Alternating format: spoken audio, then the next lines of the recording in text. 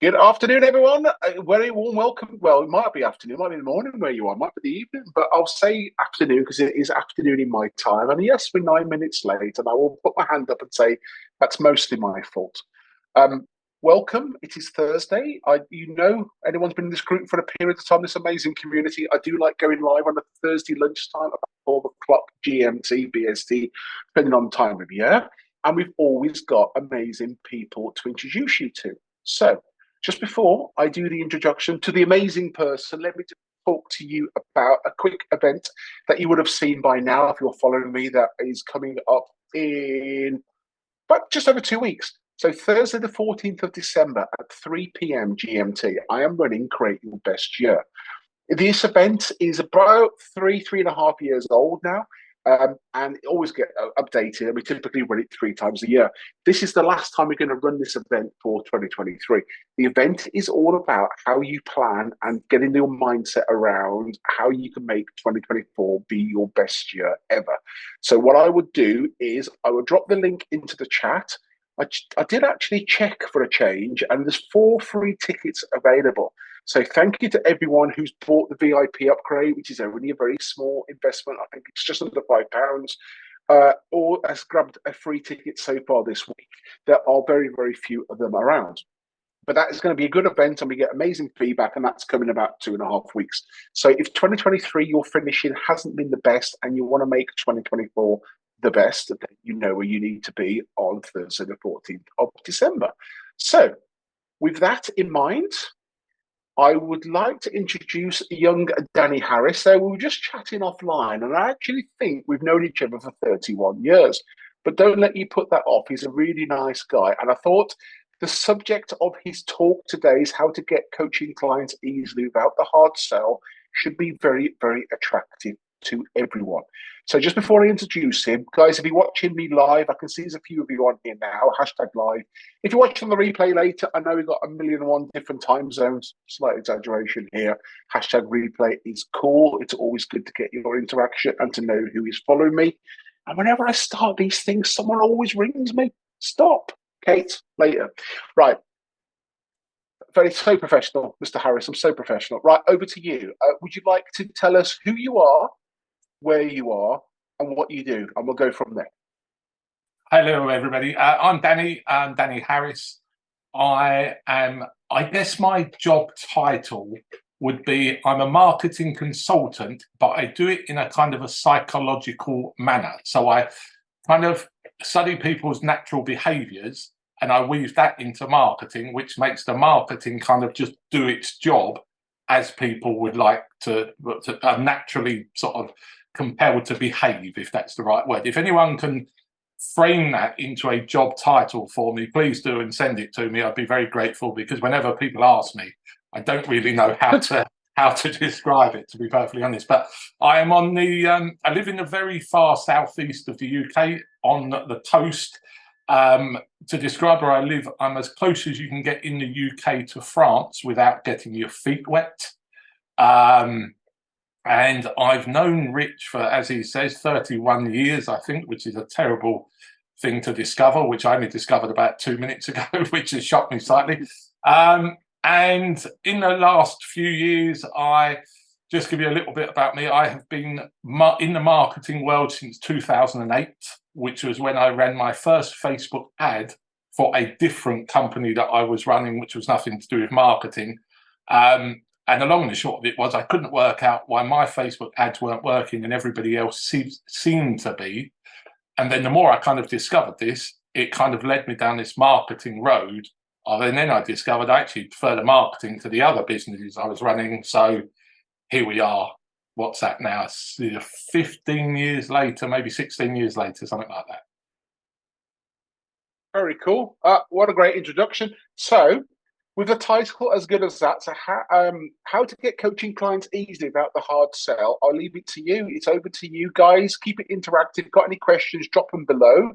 I can see we've got young Jeffrey joining us live from Manila, so good to see you as always, Squire.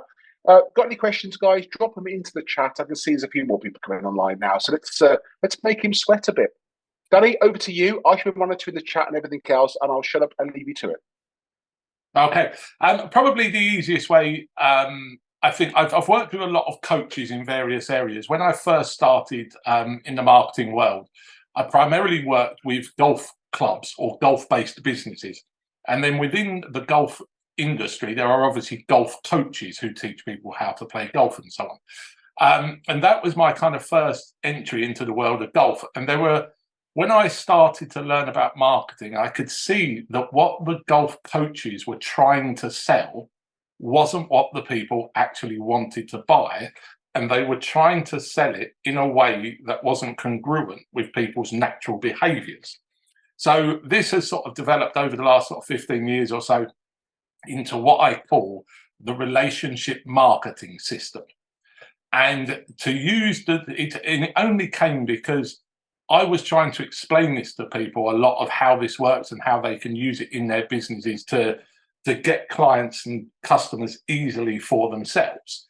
And it kind of developed into this thing that I had no intention of it developing into, and we've arrived sort of here. So if you're trying to get customers, the easiest way to think of it is think exactly the same as if you were trying to start a new relationship with a new boyfriend, girlfriend, husband, wife, whatever it happens to be.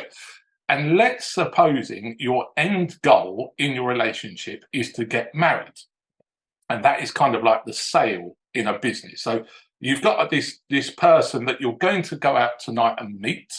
So to go out tonight to start with, first thing you might do is decide you're going to go to a pub to try and meet someone, or a bar or a restaurant, whatever you sort of call them. And you go there, the ideal place to you think this is to meet. The first thing you're going to have to do is you're going to have to make sure you're sitting in the right kind of pub that's going to be full of the kind of people that you're trying to attract. So as a very simple, if you're some kind of a very heavy metal music fan, there's no point in sitting in an old country pub in the wilds of nowhere, because you're not surrounded by the right kind of people. And I'm sure a lot of you would have heard of the customer avatars or the customer profiles and things like that people use. So until you've got that bit sorted, you don't know which kind of pub you want to be sitting in, or what kind of place you want to be going looking for your ideal kind of person. But then once you get in this pub, and let's say we've decided we're in the right pub, you've obviously got in your head what kind of person you prefer. Is it male, female, tall, short, whatever your bits and pieces are that you prefer. And then if you spot this person that you think might be your ideal kind of person, a very simple thing you could do to start with would be to just smile across the bar. Now, if that person then smiles back, it gives you permission to take the next step. And the next step might be you go over and introduce yourself. If they introduce themselves back, it gives you permission to take the next step, which might be you buy them a drink. And then if they buy you a drink back, you then go and sit at a table, you talk for the night, you get the phone number, you go on a first date, second date, you meet the parents, you go on holiday together, you get engaged, eventually you get married, or something like that. It doesn't really matter what the process is, but there is a number of steps that you would go through to get from just meeting someone to getting married. And sometimes it happens a lot quicker, and sometimes it happens a lot slower, and sometimes more steps, less steps, whatever. But you can see there's this kind of linear process. It's exactly the same when you're trying to get new clients or customers into any kind of business, especially coaching business, strangely enough. And if you think, and I know a lot of you will get the concept of a lead magnet. The first thing you've got to do with your lead magnet is you've got to be putting it in the right place. So if your target market is people who play golf, there's no point in advertising in a rugby club. Like, obviously that's the scenario of which kind of pub are you going to be sitting in? Is it going to have the right people in it? So you've got to make sure your lead magnet is being shown to your correct people. And if your lead magnet is super specific and it's only going to benefit the kind of people that you're looking for, you're going to get a certain amount of people smiling back, because your lead magnet's your smile. And the ones that are smiling back are the ones that are basically saying, yes, I'm interested. So it's kind of like they're putting a hand up and saying, I am interested in this. And as I say, the more specific you make it, and the less friction, or the more frictionless you make it, not the less friction more you make, the the more frictionless you make it, and the easier it is to do this, the far more people you're going to get engaging in this thing. And if you start, for example, one of the easiest steps I always take, I always use a step before a lead magnet, is I put out a lot of content onto social media, and I track the people that are watching my videos. So before I've even asked for an email, I'm tracking who's watching my video, and then I'm putting them into a certain group of people. So I have mapped out my sales process. And one of the easiest ways I can explain it to you without going into my stuff, because it's not quite so exciting, is I have a client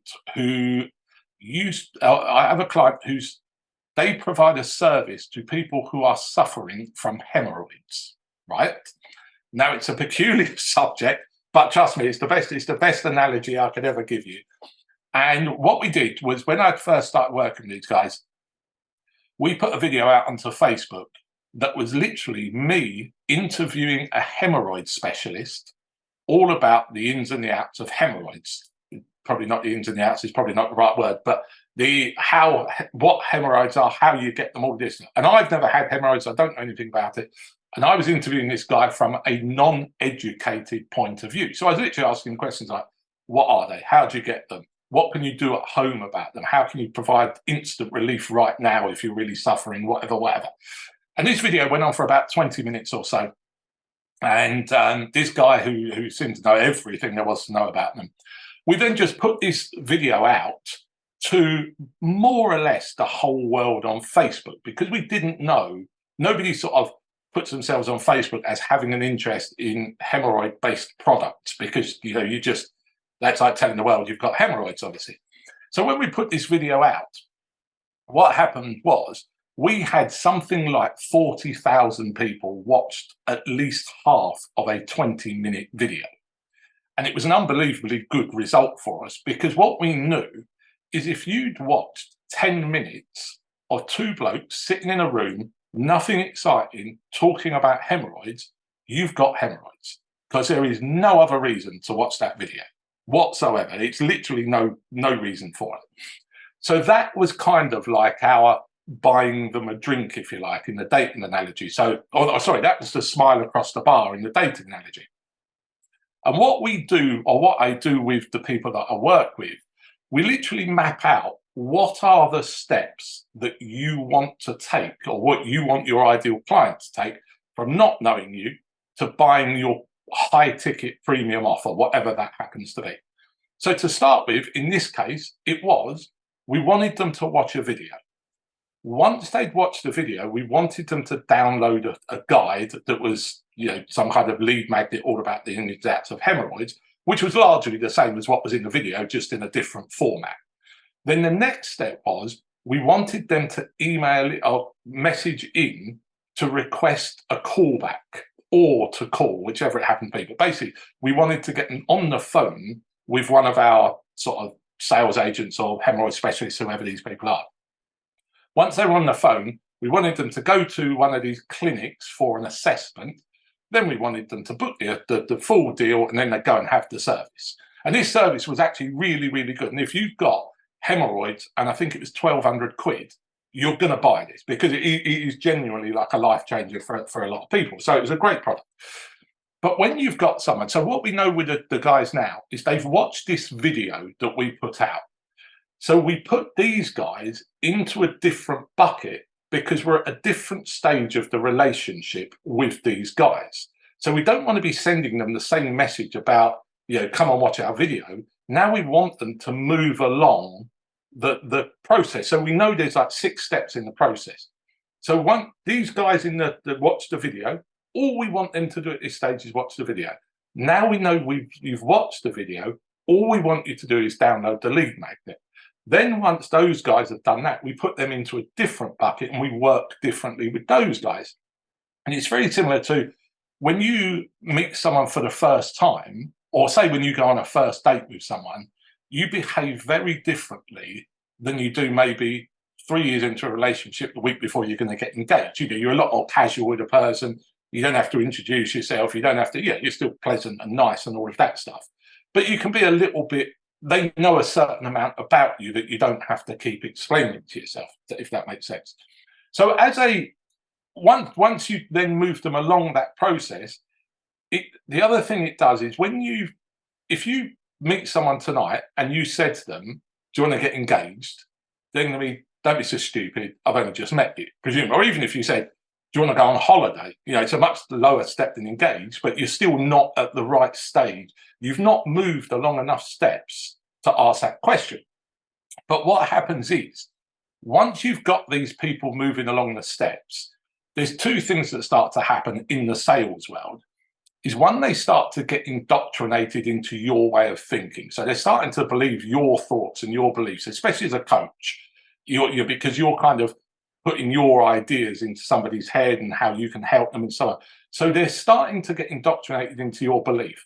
But not only that, their desire for more and more and more information is going up and up. So it's having two massive effects by taking this kind of step-by-step approach. And as you go along, if you say, as I say, if you've been with someone a week and you ask to go on holiday, they're going to look at you like you're mad. But if you've been with someone for 6 months, it would be weird if you didn't ask them to go on holiday with you and you were going on holiday. Or if you've been with someone for 3 years, it would be weird if they hadn't met your parents. Or it would be weird if... So when you're moving these people along this dating process, and using the analogy, it would be, if they've watched the video about the hemorrhoids, they've downloaded the thing, they've also made a call, it would be kind of weird if you didn't say, do you want to come in for an assessment? And what happens then is you've removed all the need to sell, because you're just taking the logical next step with the person. So like one of the big things with coaches, with anyone that's running a business really, is most people don't like selling, myself included. I couldn't do this kind of knocking on the door and saying, do you want to buy this thing? That would just not be my idea of fun at all. But when you do this, you're taking away all of that problem, because they're in a place where they've literally told you, I want you to take me now to the next step of the process. And that way you can do this kind of seamless flow of stuff as you go along. But here's the real kicker with it. And this is the bit that is probably one of the biggest questions I get asked from coaches or anyone that's providing a kind of an educational kind of training or any product of any description, is people say, well, hang on a minute, I've got to create now a video all about hemorrhoids. Then I've got to create something new all about for a lead magnet. Then I've got to create something new that's going to be on the call with the agent talking. Then I've got to create something new for the assessment. And it doesn't work like that at all. And an analogy I gave Rich when I spoke to him a couple of days ago, whenever it was, if you think a few years ago, before streaming music and all of that sort of stuff, and you wanted to listen to some music, let's say your favourite band was the Beatles. It was a bit before my time and Rich's time, fortunately. But going back to those kind of days, people listened to music on the radio. And every now and then the Beatles would come on, presumably, probably quite frequently because they were so popular. But let's say every now and then the Beatles comes on, every few hours, whatever it happened to be. But if you wanted, and you got that for free, okay? If you wanted then to have the Beatles on demand, well, you had to spend a bit more money and buy a record. Then, if you wanted more of their music on demand, you could buy the album, but the album's a bit more expensive than the record, because the radio stuff's free, the single record's a bit more expensive, the album's a bit more expensive. But if you wanted to get even more and see them live, you could go to a concert, but a concert's even more expensive than an album. But then once you've got the album, you might want to, I don't know, take the next step, might be you invite Paul McCartney round your house to write a personal love song and perform it for your husband or wife. And that's going to cost you, an arm and a leg. And but the beauty of it all is, the same as coaching, it's exactly the same product all the way through. There's only two things that are different. One is their closeness to you as a coach and their personal relationship to you. Because if you're just reading a book or watching a video on Facebook, You haven't got any personal association with that person. If you're in their private one-to-one mentoring group, then all of a sudden that person knows who you are. They're going to answer your specific questions for you. They're going to talk about your personal problems rather than just coaches as a whole have this problem or whatever it happens to be. And the other thing that it does, it not only increases the level of relationship with you, it increases their certainty of getting the result that they desire. And to give you another quick analogy, if you said, for example, if you gave me a Gordon Ramsay cookbook, I can read a Gordon Ramsay cookbook. I'm capable of doing that. I'm capable of buying all the products and having all the equipment nearby. And I don't know, a cookbook's 20 quid or however much a cookbook might be.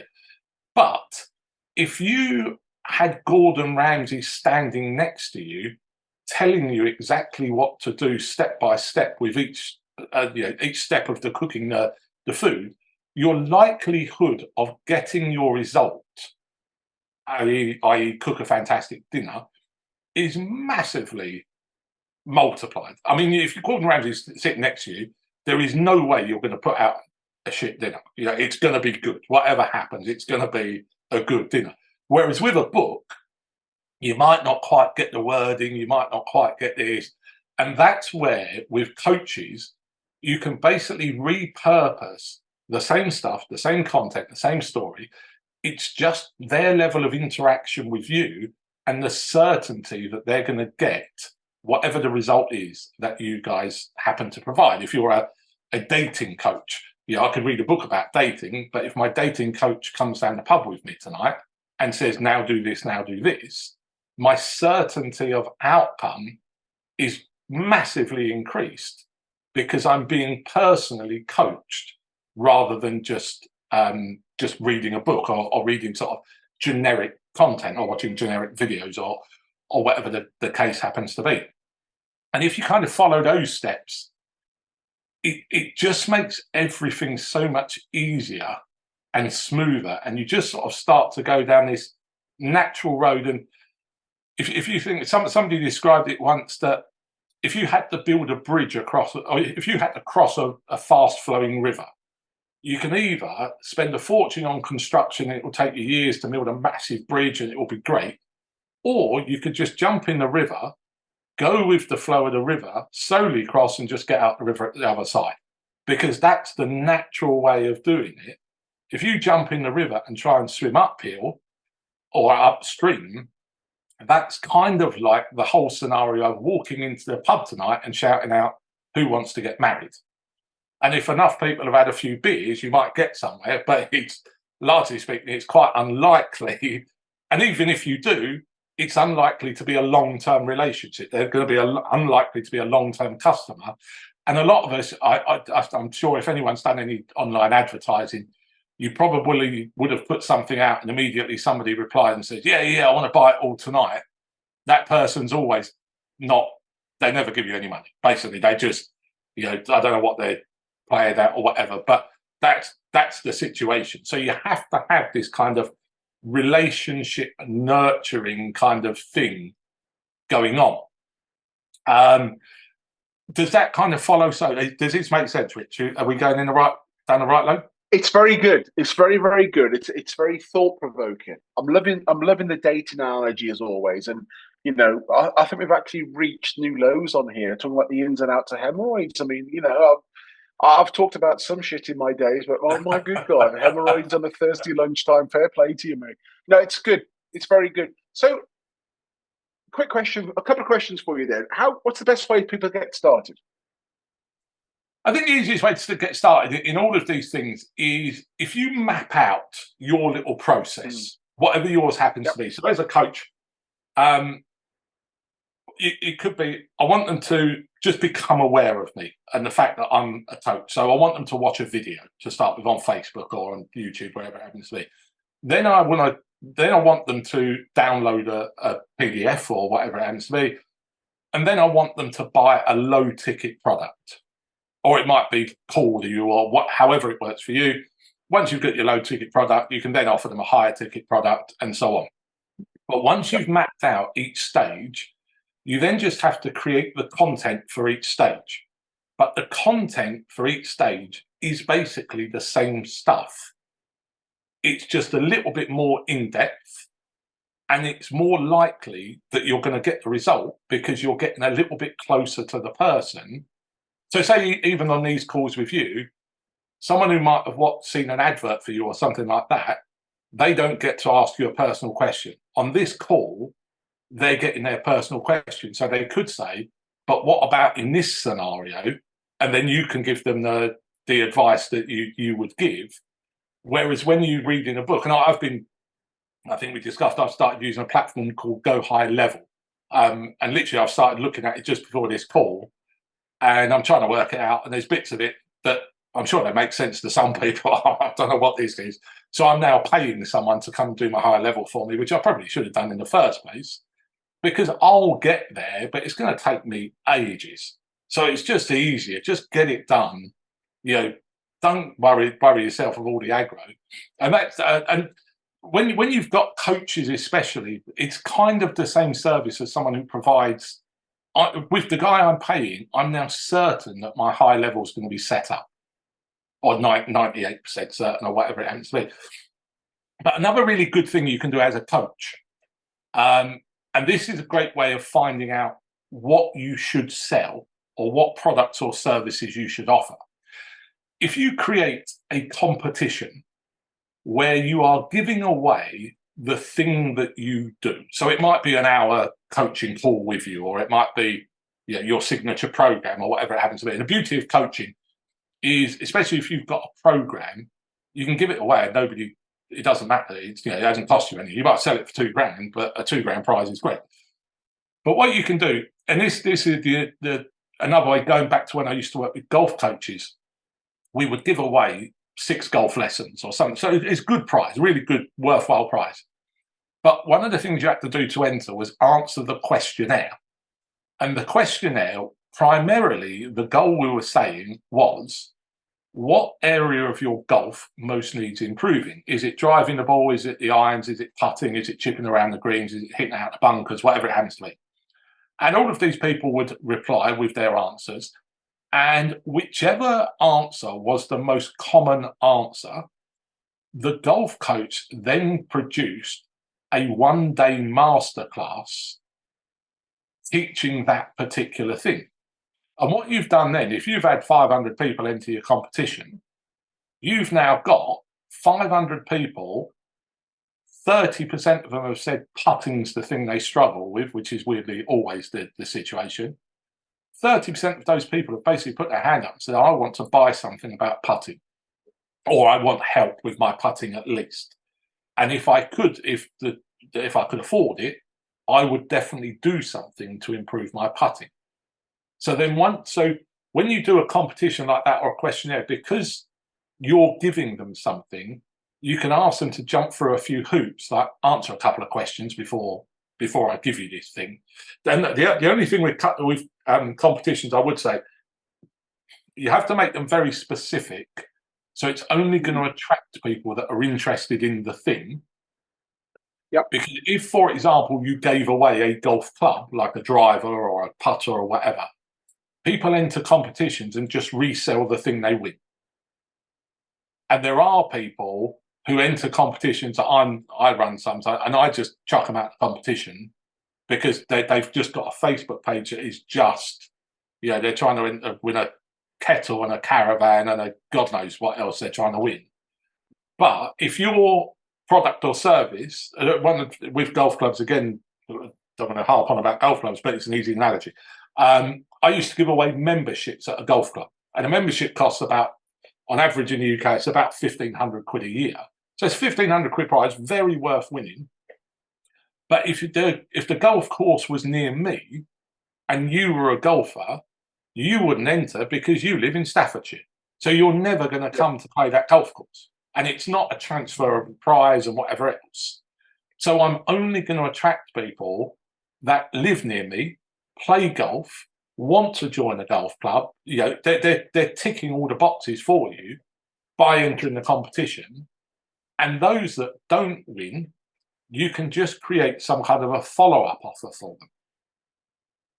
And if you remember, and this is a great example, and Rich will remember this. I don't know if it's probably not something he's thought of for years and years, but we used to work together at TGI Fridays, the restaurant company. That's how we know each other. And what would happen at TGI Fridays is when some kids came in, they would have some colouring kind of paper and some crayons that the kids could colour in a picture of whatever it was. And then what the kids would do is they'd put their name and phone number or address or whatever it was at the time, and they would go into a drawer, and whoever won, the child would win a meal for themselves. They would win a meal for the family. And every month or every week, whatever it was, they did a draw, and a family won a meal for 4 people and so on. And it was fantastic because it makes the kids happy. And genuinely every month that happened, and I'm pretty sure it still happens. But the beauty of this competition was not giving away the family of 4 meal, because that's kind of going to cost you a bit of money and so on in the case of a restaurant where there's a product you have to actually provide. But every single child got the runners-up prize, which was a free meal for themselves. Now, when you give a free meal for yourself, no child is going to go to a restaurant on their own. So guess what? You have to come with your mum and dad. And your mum and dad aren't going to sit there and say, my child won a competition in a restaurant, but I'm not going to take him or her there to get the benefits of their prize and their recognition for being such an amazing artist. So TGI Fridays, then for giving away one kiddie's hamburger, probably got a family of 4 or 5 in just for giving the child the offer. Do you remember that? That's about the story of it, wasn't it? I don't remember that. I've not thought about that since, but you are absolutely right. It's very, very clever marketing all the way back then. My God, I absolutely love marketing. It's so cool. But yeah, it makes so much sense. Questionnaires, so many guys haven't done for ages. So watch this space. There'll be a questionnaire coming before Christmas and a great prize. So mapping out the customer journey is a great starting point. And yeah, I completely agree with that. So who are you working? What type of people do you want to work with? For me, my kind of sweet spot, and I've actually had a big change around in the last few weeks. I've kind of assessed where I am, where I'm going, and I've kind of, life's been pretty good, and I can kind of pick up customers for fun. It's all fairly sort of easy, for want of a better word. But I've decided now that my sweet spot, I can work with anyone who kind of, I've got 2 kind of avatars. I've got businesses, which are kind of corporate people, and they tend to be doing anywhere from 3 to 10 million a year. And then it's very easy to sort of move them up the gears, because all I look for is anyone that's successful and is really bad at marketing. Because if you're bad at marketing, yet you're still successful, your product must be good, or service must be good. Absolutely. And then the other lot are people who are kind of people a bit like coaches, not necessarily, I don't know, it's kind of a bit fuzzy still in my own brain. I still have to kind of work it out. But anyone, if you've got a high ticket program, something like that, because I think a lot of what kind of people misunderstand is if you've got a program that's $5,000, I think if you can't sell something and you've got £4,500 to get a customer with, something's gone very wrong. And I know you want to, I'm not suggesting it's going to cost £4,500 to get a customer. But if you look at it and say, this thing costs £4,500, or sorry, £5,000, how much of that would I be prepared to spend to get that customer? Now, for me, I would spend a lot of it, because it's free money. It's different if you've got an actual physical product or something that costs you money.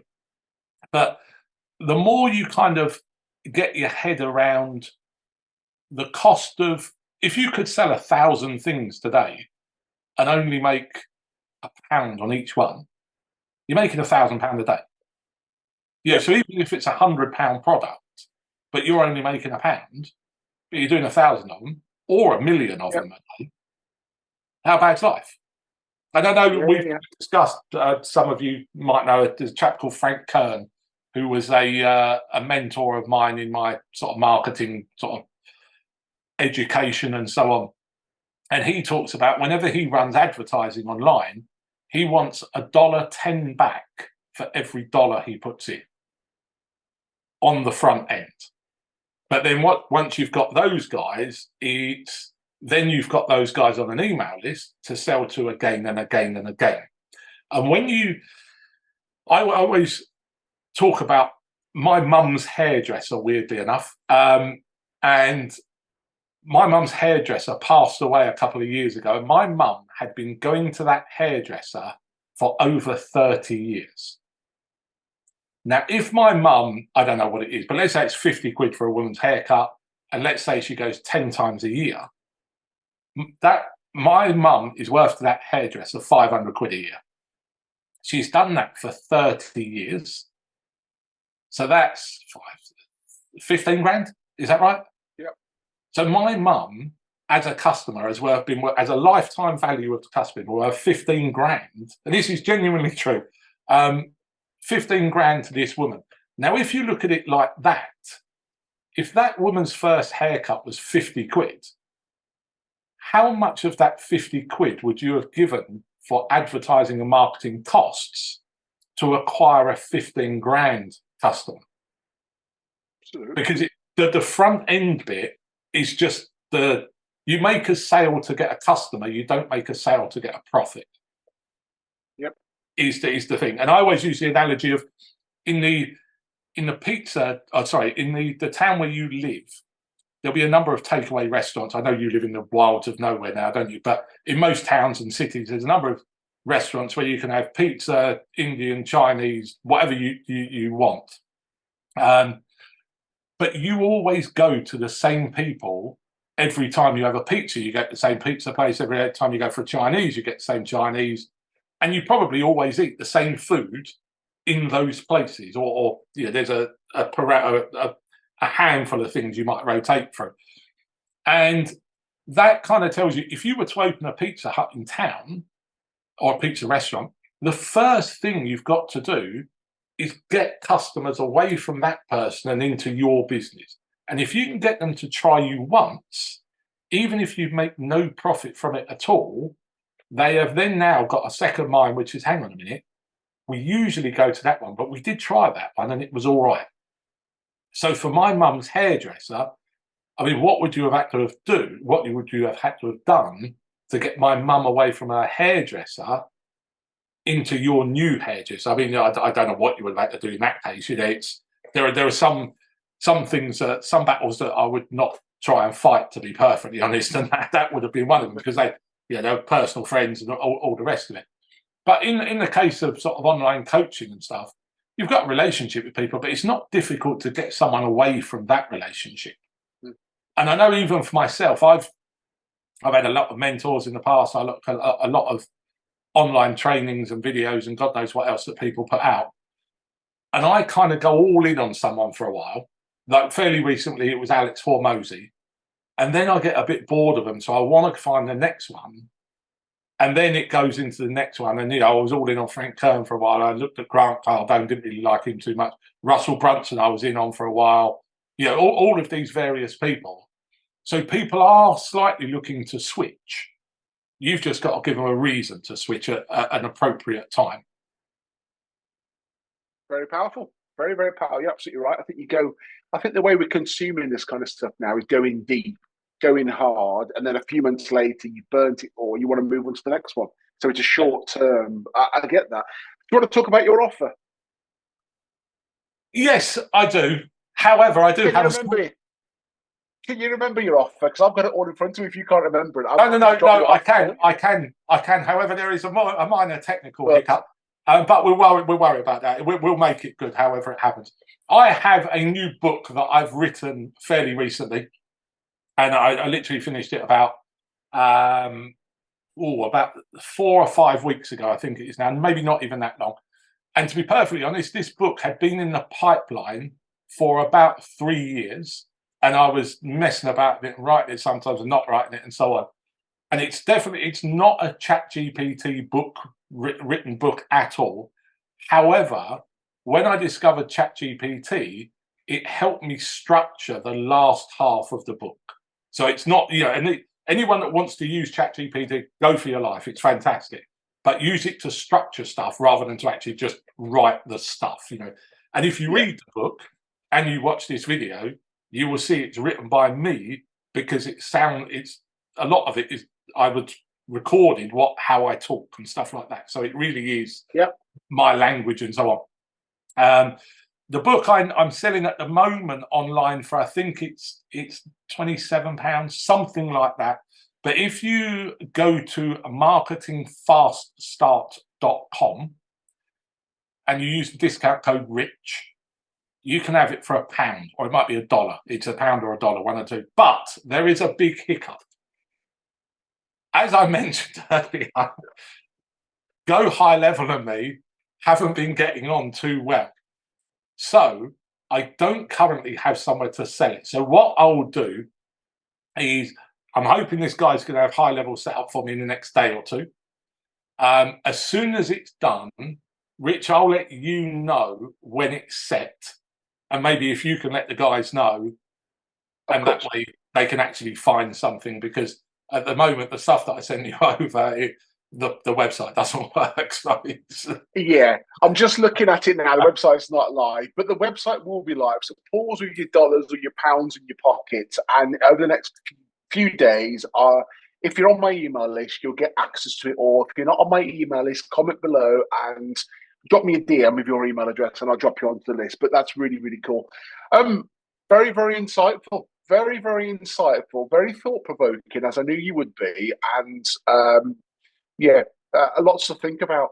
I will drop your details into below this video, wherever you're seeing this video. It's going to be on YouTube in an hour as well. So wherever you're watching this, I'll put your details on there and how people can get in contact with you and connect with you and follow you for further stuff as well. But that was really, really insightful. Thank you so much for your time, sir.